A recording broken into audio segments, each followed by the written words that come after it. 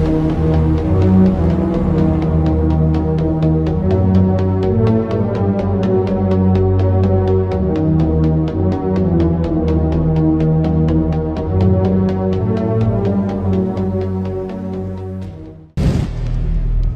आप भी लेना चाहते हैं देश दुनिया की तमाम जानकारी तो आज ही सब्सक्राइब करें हमारे चैनल को। साथ ही नीचे दिए बेल आइकन को जरूर दबाएं ताकि हर अपडेट आप तक पहुंच सके। नमस्कार, सेक्शन न्यूज़ नेटवर्क पर आप सभी का स्वागत है।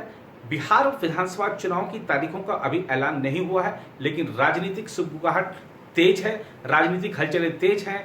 आया राम गया राम का सिलसिला जारी है और बीजेपी जो कि हर चुनाव को बड़ी संजीदगी के साथ लेती है, उसने बिहार विधानसभा चुनाव की तैयारी भी शुरू कर दी है और पहला ऐसा राष्ट्रीय दल बन गई है जिसके राष्ट्रीय अध्यक्ष बिहार पहुंच गए हैं। चुनावी तैयारियों का जायजा ले रहे हैं, सीट बंटवारे पर चर्चा हो रही है। बाकी जगह तो अभी खाली प्रभारी नियुक्त करने और बाकी की नियुक्तियों का काम चल रहा है।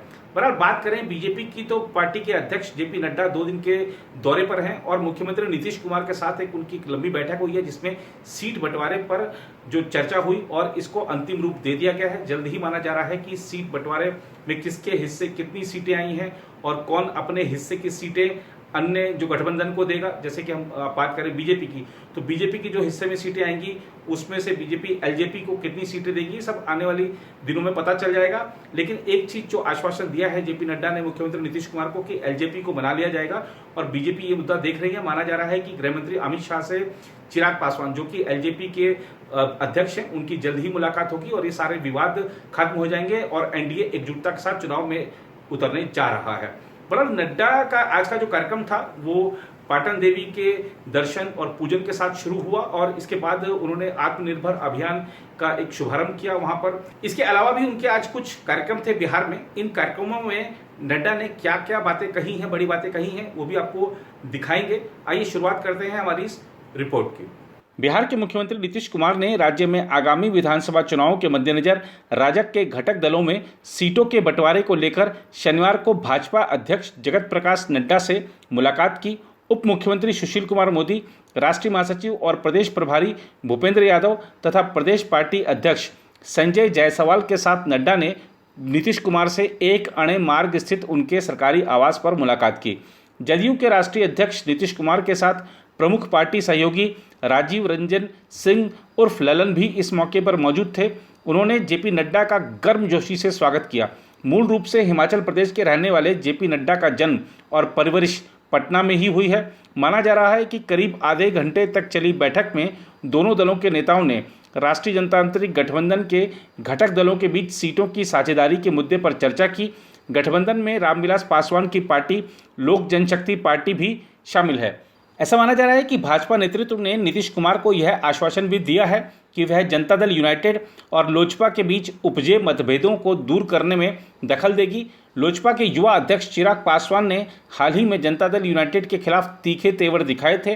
राज्य में विधानसभा चुनाव का कार्यक्रम जल्द ही जारी होने की उम्मीद है। निर्वाचन आयोग ने संकेत दिए थे कि वह 29 नवंबर को खत्म हो रहे मौजूदा विधानसभा के कार्यकाल से पहले ही चुनाव प्रक्रिया पूरी करने का इच्छुक है। इससे पहले शुक्रवार शाम को एक संवाददाता सम्मेलन में बिहार विधानसभा के लिए भाजपा के चुनाव प्रभारी देवेंद्र फडणवीस ने जदयू और लोजपा के बीच कटुता कम करने का प्रयास करते हुए टिप्पणी की, कोई भी राजग नहीं छोड़ने जा रहा, यद्यपि कई लोग हमारे साथ जुड़ेंगे। महाराष्ट्र के पूर्व मुख्यमंत्री ने दोनों दलों के बीच उपजे मतभेदों को लेकर कहा था कि यह विविध विचारधाराओं के कारण होता है और इसीलिए हम अलग अलग राजनीतिक दल हैं, लेकिन एक उद्देश्य के लिए एकजुट हैं। बिहार के 2 दिवसीय दौरे पर शुक्रवार शाम पहुंचे जेपी नड्डा ने पुराने शहर में प्रसिद्ध पाटन देवी मंदिर में पूजा के साथ शनिवार को अपने दिन की शुरुआत की। इन्हीं देवी के नाम पर पटना शहर का नाम पड़ा है। मुख्यमंत्री के साथ बैठक के बाद नड्डा ने पार्टी के प्रदेश मुख्यालय में आत्मनिर्भर बिहार अभियान की शुरुआत की। इसके बाद वह मुजफ्फरपुर जनपद गए, जहां महिला किसानों और लीची की खेती करने वालों से एक गांव में चर्चा की। इसके बाद नड्डा का दरभंगा जाने का कार्यक्रम है। नड्डा ने कहा कि प्रदेश में होने वाले आसन्न विधानसभा चुनाव में राष्ट्रीय जनतांत्रिक गठबंधन की एक फिर से जीत होगी, बड़ी जीत होगी। नड्डा ने आत्मनिर्भर बिहार अभियान की शुरुआत करते हुए कहा, मुझे पूरा विश्वास है कि मुख्यमंत्री नीतीश कुमार जी के नेतृत्व में राजग गठबंधन के घटक दल प्रदेश में होने वाला विधानसभा चुनाव लड़ेंगे और इसमें जीत भी हासिल करेंगे। सबसे पहली बात जो हमको समझने की है वो यह कि प्रधानमंत्री मोदी जी ने देश की राजनीति की संस्कृति को बदल दिया।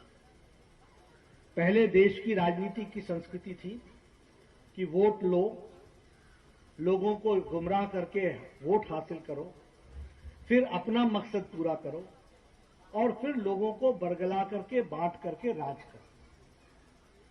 प्रधानमंत्री मोदी जी के आने के बाद गरीब, पीड़ित, वंचित, शोषित जो समाज के अंतिम पायदान पे खड़ा है और वो मुख्य धारा में शामिल होना चाहता है, उसकी चिंता करने की बात मोदी जी ने की। और इसीलिए जितने भी कार्यक्रम बने, फिर चाहे वो कार्यक्रम जनधन योजना का हो, फिर चाहे वो कार्यक्रम मुद्रा योजना का हो, फिर चाहे वो कार्यक्रम उज्ज्वला योजना का हो, गरीब लोगों को 8 करोड़ लोगों को गैस का चूल्हा पहुंचाना, गैस के सिलेंडर पहुंचाना, फिर चाहे वो उजाला योजना हो, 18,000 गांव जो आजादी के इतने साल बाद भी वो अपने गांव में बिजली नहीं थी, उनको बिजली पहुंचाने का विषय हो, फिर चाहे 2.5 करोड़ ऐसे लोग थे और ऐसी बस्तियां थी जिनको बिजली नहीं थी, उनको बिजली पहुंचाने का काम किया। मैं स्वास्थ्य मंत्री रहा, मुझे मोदी जी ने यह सौभाग्य दिया। आर्थिक मदद भारत सरकार की मोदी जी ने दी। दुनिया का सबसे बड़ा हेल्थ कवरेज कार्यक्रम आयुष्मान भारत 50 करोड़ लोगों को 5 लाख रुपए का हेल्थ कवर देने का काम किया। छोटी घटना नहीं है। सारा अमेरिका मिला लो, सारा कनाडा मिला लो और सारा मेक्सिको मिला लो, ये सारी की जनसंख्या जोड़ लो तो हमारा आयुष्मान भारत बनता है। अमेरिका में अभी ट्रंप चुनाव लड़ने जाएंगे या बिडेन चुनाव लड़ेंगे तो दोनों के लिए हेल्थ कवरेज एक इशू होगा। ये हेल्थ कवरेज की बात करने वाले लोग इस पर चुनाव राष्ट्रपति का लड़ते हैं, एक नहीं 4-4 चुनाव लड़ रहे हैं। और मोदी जी ने 2014 में आए और 2018 में 50 करोड़ लोगों को 5 लाख रुपए का हेल्थ कवरेज दिया। और ये डिजिटल है, मेरी सिफारिश नहीं चाहिए, किसी की सिफारिश नहीं चाहिए। तुम्हारा नाम अगर वहां है तो तुम जाकर के अपना नाम का वेरिफिकेशन करा दो, आधार कार्ड से, पैन कार्ड से, जिस कार्ड से भी करा सकते हो। उसी समय तुमको एक गोल्डन कार्ड मिल जाएगा और गोल्डन कार्ड के साथ साथ तुम्हारा अंगूठा वहां रजिस्टर हो जाएगा। देश के किसी भी कोने में, किसी भी अस्पताल में जाओगे, कार्ड दिखाओ या अंगूठा दिखाओ, वो आपको बता देगा कि तुम मुजफ्फरपुर के फलाने गांव के आयुष्मान भारत के कैंडिडेट हो और तुम्हारे लिए यहां 5 लाख रुपए की सुविधा है, तुम इलाज करा सकते हो। ये व्यवस्था करके दी है। मैं ये सारी बातें आपको इसलिए बता रहा हूं कि बदलता भारत किस तरीके से खड़ा हो गया। आपने कभी सोचा था कि कोरोना के संक्रमण में जहां लॉकडाउन हो वहां 20 करोड़ बहनों को 1,500 रुपए 3 महीने के लिए 500 रुपए उनके खाते में पहुंचाया जा सकता हो? न पोस्ट ऑफिस, न पोस्टमैन, सब लॉकडाउन, और 1500 रुपए उनके खाते में पहुंचाया गया। कभी सोच सकता है कि भारत कितना बदल गया है कि लॉकडाउन की अवस्था में 8 करोड़ 70 लाख किसानों के खाते में 2-2 हजार रुपए पहुंचा दिया, सीधा पहुंचा दिया। इस बात को हमको समझना चाहिए। इसलिए जब हम आत्मनिर्भर भारत की बात करते हैं तो हम आत्मनिर्भर बिहार देख रहे हैं। आपको मालूम होगा कि लगभग 20 लाख करोड़ रुपए का आत्मनिर्भर पैकेज है। इस 20 लाख करोड़ रुपए में 1 लाख रुपए करोड़ रुपए खर्च होना है एग्रीकल्चर सेक्टर के लिए। अब मैं स्वीट सिटी मुजफ्फरपुर में आया हूं। यह स्वीट सिटी के नाम से जाना जाता है। इसकी लीची दुनिया में स्थान रखती है। इसका छोटा बीज और ज्यादा पल्प और मिठास इसका एक अपना स्थान रखता है।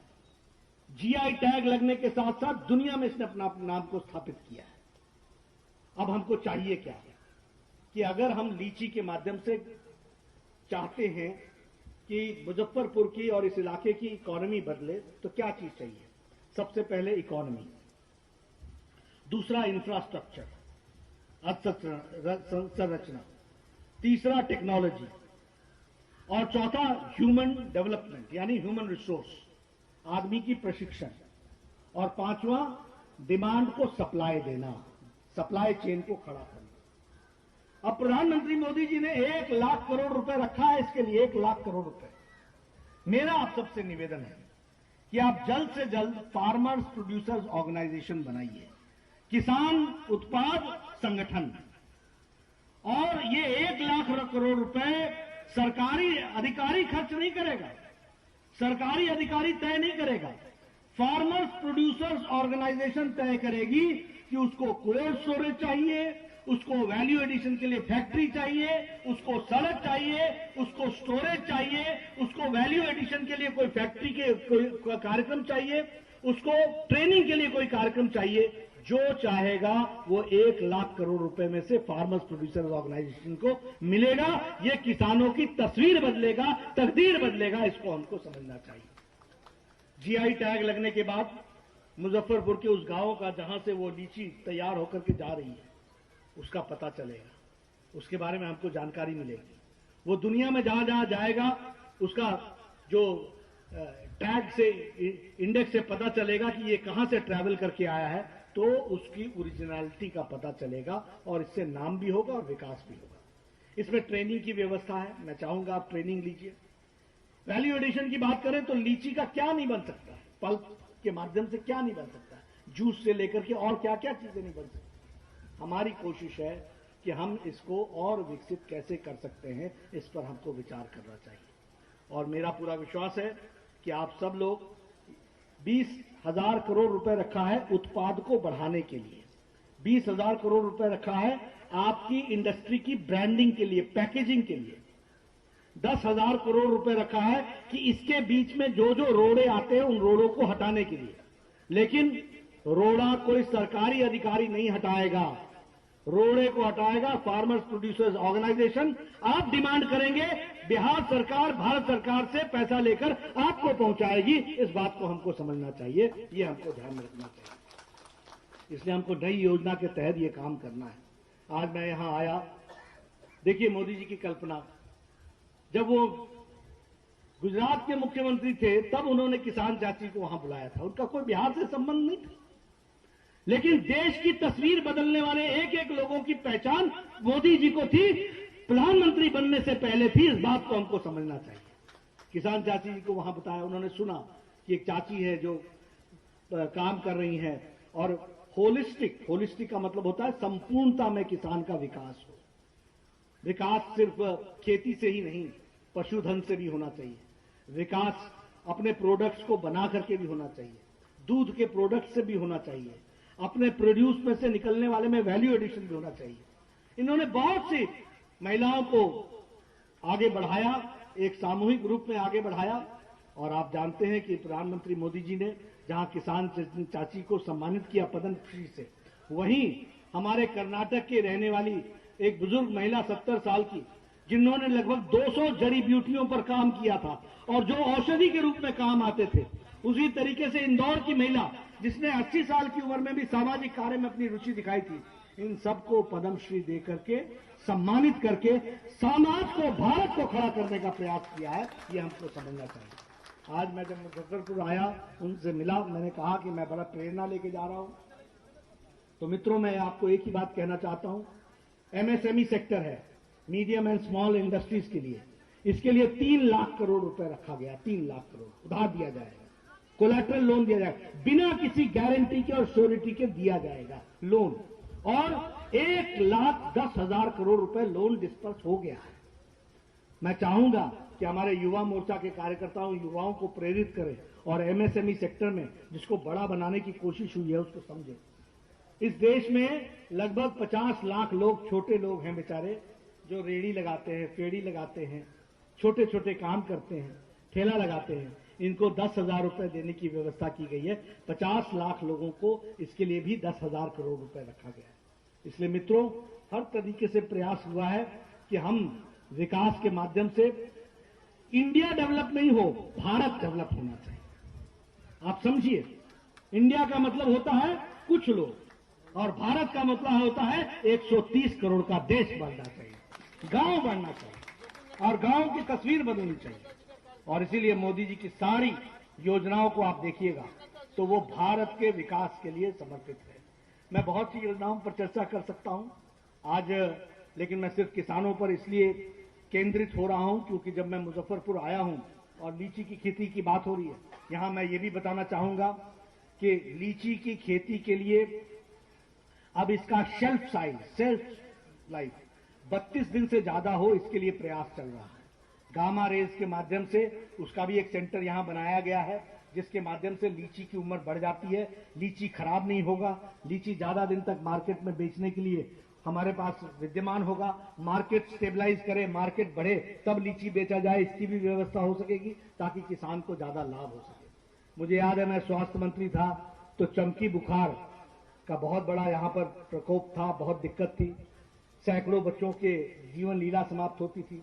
आज मुझे संतोष है कि जो रिसर्च सेंटर और जो आईसीयू बेड का सेंटर यहां भारत सरकार ने मोदी जी के आशीर्वाद से हमने आज दिया था, आज उसके कारण चमकी बुखार बहुत घट गया है। यह भी आपके साथ में शेयर करना चाहता हूं। यह है लोगों के प्रति सोच, यह है सोचने का तरीका।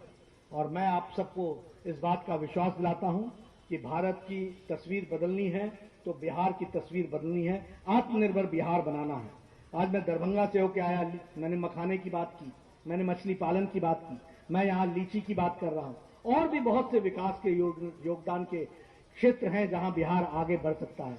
और मैंने आज सुबह कहा है कि अगर बिहार देश के नेतृत्व में अपना योगदान कर सकता है तो बिहार के नेतृत्व में क्यों योगदान नहीं कर सकता, बिहार को बढ़ा सकता है। ये ताकत आप में है, आप बढ़ेंगे, ऐसा मेरा विश्वास है। आप लोगों ने बड़े शांति से, जो अंदर बैठे हैं वो भी और जो बाहर खड़े हैं बेचारे वो भी बड़े शांति से मेरी बात सुनी है।